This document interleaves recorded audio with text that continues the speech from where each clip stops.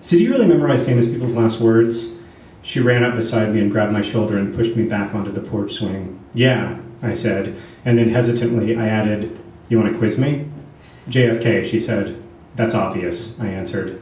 Oh, is it now? She asked. No, those were his last words. Someone said, Mr. President, you sure can't say that Dallas doesn't love you. And then he said, that's obvious. And then he got shot. She laughed. That's awful. I shouldn't laugh. Okay, Mr. Famous Last Words boy, I have one for you. She reached into her overstuffed backpack and pulled out a book.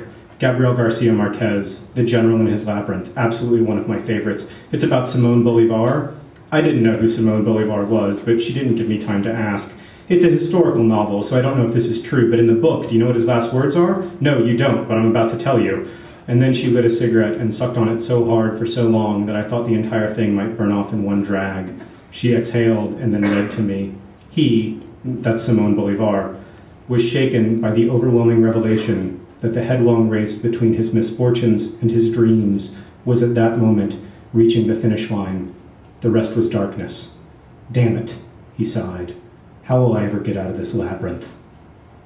I knew great last words when I heard them, and I made a mental note to get a hold of a biography of this Simón Bolívar guy.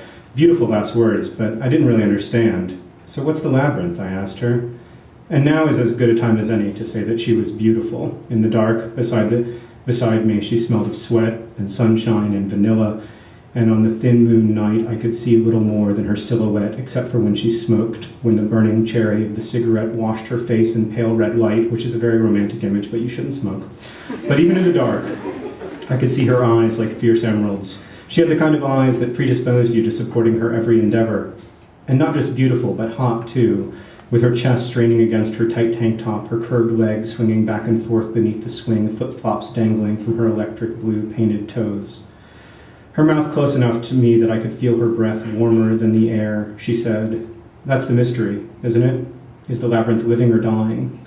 Which is she trying to escape? Which is he trying to escape? The world or the end of it? I waited for her to keep talking, but after a while, it became obvious that she wanted an answer. I don't know, I said finally. Have you really read all those books in your room? She laughed. Oh God, no, I've read maybe a third of them, but I'm gonna read them all. I call it my life's library. Every summer since I was little, I've gone to garage sales and bought all these books that looked interesting. So I always have something to read, but there's so much to do. Cigarettes to smoke, swings to swing on. I'll have more time for reading when I'm old and boring. She told me that I reminded her of the Colonel, who's their best friend, when he came to Culver Creek. They were freshmen together, she said, both scholarship kids with, as she put it, a shared interest in booze and mischief. The phrase booze and mischief left me worrying that I'd stumbled into what my mother referred to as the wrong crowd. But for the wrong crowd, they both seemed awfully smart.